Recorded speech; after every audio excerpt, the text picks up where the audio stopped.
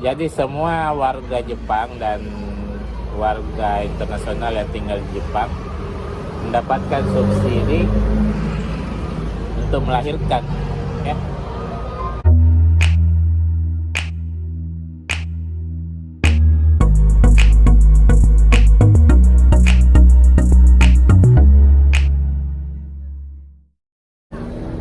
Jadi waktu itu kita menghadap ke kantor wali kota dulu, ya. Jadi kita menghadap ke kantor wali kota, terus di situ urus dokumennya. Ternyata di situ dibilang nanti akan ditransfer uang ke rekening kita untuk membayar biaya rumah sakitnya. Jadi istilahnya gratis gitu. Jadi waktu itu transfernya itu sekitar 42 juta, ya. Jadi 42 juta itu adalah biaya melahirkan normal di Jepang, di rumah sakit, ya. Mahal, ya. Dibanding di Indonesia berapa? Di Indonesia di bawah 10 juta ada kayaknya. Sesar malah. Kalau di Jepang mau sesar mau normal, melahirkannya di subsidi, ya. Justru melahirkan sesar lebih murah daripada melahirkan normal, begitu. Nah, waktu itu lucunya saya pikirnya lumayan ini uang 42 juta ada sisanya, ya. Ada sisanya 42 juta, anggaplah 20 juta saja mau melahirkan. 20 juta saja mau melahirkan, terus ya, sisanya bisa diambil gitu. Ternyata semuanya terpakai untuk melahirkan, ya. Jadi dari sisanya. Apa dulu gejala pertamanya sehingga waktu itu bilang sudah mau melahirkan? Oh, kalau yang itu kan memang sudah di sebelum berapa bulan terakhir itu, saya lupa bulan keberapa, bulan ke-8 kayaknya itu sudah memang janjian. Lihat ruangannya, dikasih tahu ini nanti melahirkannya ini ruangannya ini. Terus nanti kalau misalnya mau melahirkan nanti kan diusahakan normal. Terus nanti datang ke rumah sakitnya itu pakai apa? Pakai taksi atau diantar pakai mobil? Tuntutannya. Itu bulan ke-8 itu? Kayaknya saya lupa tepatnya. Terus nanti kalau misalnya ada gejala sakit kayak tanda-tanda sudah mau melahirkan, itu yang dihubungi itu ini nomor ini. Jadi kalau memang sudah ada tanda-tanda melahirkan sakit atau ada his atau apa, itu bisa menghubungi nomor itu, nomor yang dituju ke rumah sakit itu, nanti bisa langsung datang ke rumah sakit. Terus waktu itu gejala-gejala yang dirasa apa? Ketubannya pecah kan? Ketuban pecah. Itu jam berapa itu? Jam 12 malam. Jam 12 malam. Dari situ langsung ke rumah sakit? Iya. Naik taksi. Terus saya lupa sudah. Baru dikasih masuk di ruang bersalin. Dikasih masuk di ruang bersalin.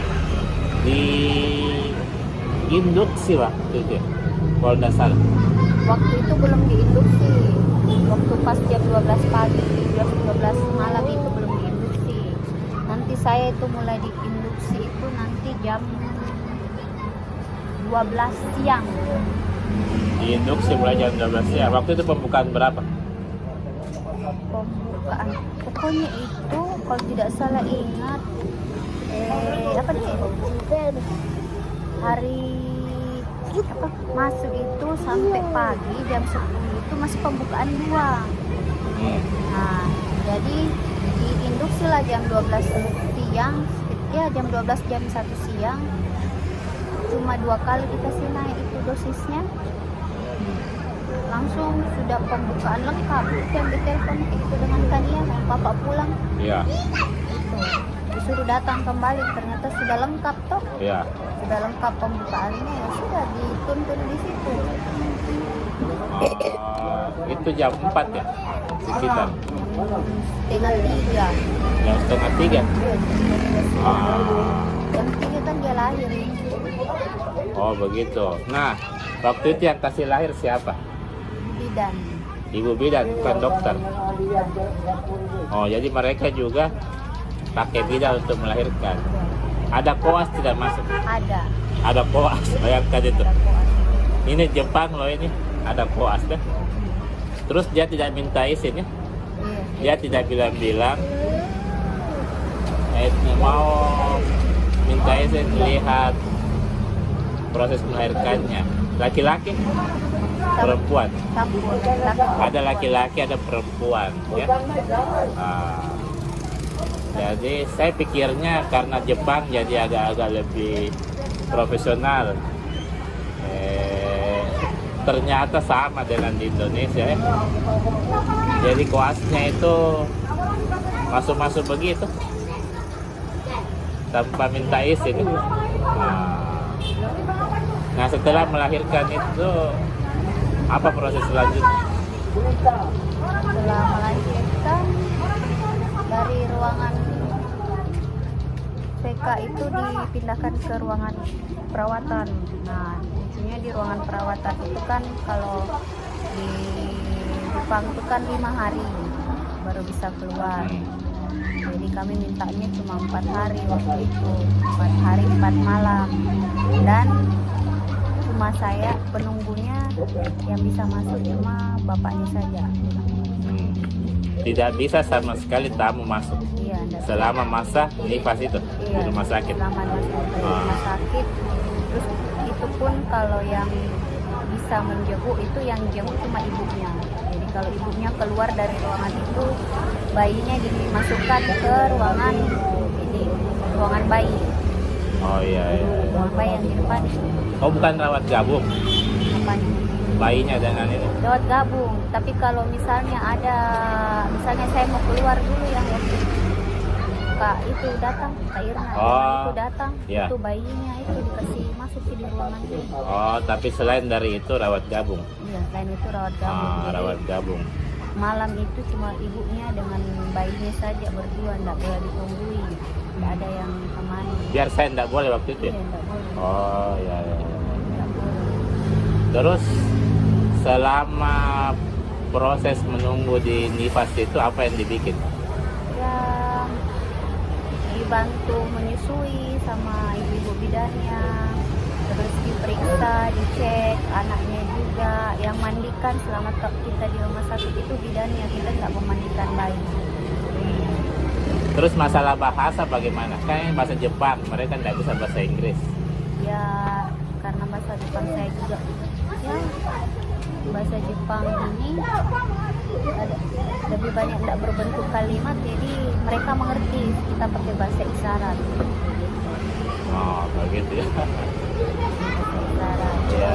Kalau misalnya hari saya lupa hari keberapa itu, hari kedua, hari malam kedua atau malam ketiga ya, pokoknya kita sudah mau keluar. Untuk makan malamnya itu kita disiapkan kayak satu menu spesial, menu istimewa dari rumah sakit yang tidak biasanya kita dapat dari makanan rumah sakit.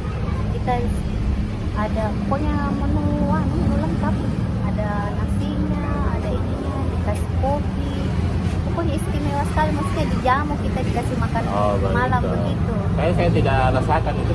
Iya kan saya yang dikasih. Buat ibunya. Begitu. Jadi mungkin kayak terus ada kartu ucapan terima kasih sudah berjuang, terima kasih sudah menjadi ibu. Kalau tidak salah waktu itu anak sebelum keluar diperiksa audiometer ya. Iya, diperiksa. Jadi juga. diperiksa apakah dia tuli atau tidak pakai mesin audiometer. Jadi sebenarnya canggih juga ya. Karena di Indonesia setahu saya tidak diperiksa dia tuli atau tidak pada saat keluar. Jadi memang ada alatnya, memang ada lah lebih-lebihnya apa plusnya kalau melahirkan di Jepang. Jadi pokoknya apa lagi yang bisa diceritakan? Apalagi ya, itu yang anu juga apa yang waktu tanda tangan lain oke pas kak dibilang dikira KPD ketuban terjadi ini, terus dibikin persetujuan kalau misalnya memang ada infeksi atau apa bisa dianukan SC toh, bisa disarankan SC, tapi yang akan diproteskan diselamatkan bayi.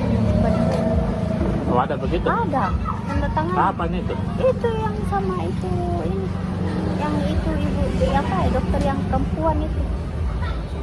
Oh, yang ini gitu. Iya, sebelum melahirkan itu kan curiganya ini KPD itu, terus diperiksa. Kenapa memang kalau KPD? Itu kan Atau kan kemungkinan infeksinya atau bagaimana lebih besar. Terus dia bilang begini. oh ini sebelum hari H. Tidak, sudah di ruang VK ini mama kak Ya, melahirkan. tapi kan ceritanya sudah aterem nih. Iya sudah ateram nih, Sudah masa melahirkannya. iya, tapi tidak tahu kenapa waktu itu dia bilang kalau misalnya pun ada indikasi sesar yang misalnya tuh kan ada orang bilang sesar kita yang minta tuh sesar saja supaya cepat. Nah mereka tak mau, mereka maunya boleh kami sesar asalkan itu kalau ada tanda-tanda membahayakan janinnya. Oh, kalau ada indikasi Iya. baru bisa disesar. Nah, Jadi di indikasi Jepang itu gawat janin, bukan tidak gawat seperti di ibunya. Indonesia ya. Bisa diminta saya mau sesar. Jadi kita bisa minta. Ini memang harus sesuai indikasi ya. Sesuai indikasi, dan indikasinya itu prioritasnya kalau ada indikasi gawat janin. Yang diprioritaskan keselamatan Iya. anaknya yang diprioritaskan. Oh, mamanya. begitu. Apa lagi? Ada lagi Apa lagi ya? yang menarik? Setelah itu mungkin yang ini setelah melahirkan Hiro pulang 1 bulan kemudian ada dari Syakso itu petugas ini datang, bidannya datang 1 bulan kemudian datang ke rumah survei, tanya-tanya tentang bagaimana keadaan ibunya, Oh iya iya, bagaimana. saya ingat itu ya ya. Ya. Terus ada translator itu yang orang Finlandia itu. Iya ada translator bahasa Inggris. Finlandia datang terus tanya-tanya bagaimana ibunya waktu, alhamdulillahnya waktu itu Hiro bagus berat badannya, berarti asinya bagus, berat badannya naik. Ah iya iya. Terus sudah itu kan ada imunisasi. Ya bulan berikutnya datang lagi ke rumah sakit, baru dicek ternyata berat badannya juga meningkat, lebih bagus asinya, yang dicek itu asinya, kemudian asinya cukup tidak bagi bayinya. Terus bulan masuk bulan kelima yaitu posyandunya itu. Oh begitu. Kan kita sudah dijadwalkan imunisasi kan, datang ke dokter klinik anak itu gratis waktu itu ya? Gratis. Oh gratis ya? Kan ada bukunya, buku anak-anak mulai dari lahir. Kalau kayak Hiro itu kan dari lahir, buku kayak buku apa yang kalau dari sini kan pink toh, kalau di Indonesia kan pink. Di Jepang juga ada 2 juga bukunya, tergantung dari jenis kelaminnya anaknya. Kalau perempuan pink, kalau laki-laki biru. Oh iya. Oh satu yang saya ingat waktu itu saya heran kenapa ini apa namanya di Jepang tidak langsung divaksin hepatitis anak-anak, padahal di Indonesia langsung ya. BCG juga. Iya. Ternyata di Jepang ada jadwalnya memang, tapi bukan langsung setelah melahirkan. Jadi dia beberapa bulan setelah melahirkan baru dijadwalkan. Jadi agak beda dengan di Indonesia. Di Jepang bulan keempat baru di BCG, baru pakai yang 18 titik. Iya, BCG-nya juga beda. Jadi dia pakai 18 titik dibandingkan dengan yang di Indonesia beda proses BCG-nya. Apalagi ya? Apalagi? Pokoknya seru ya, seru kalau ada melahirkan di Jepang. Gimana rasanya melahirkan Iya, tanpa didampingi keluarga selain suami dan anak? Iya betul. Pokoknya suatu pengalaman unik ya. Nah ini kami ceritakan begini supaya tahu ya. Oke, saya rasa sudah cukup. Mungkin lain kali kita ketemu lagi di ngobrol bareng dokter. Bye bye. Bye-bye.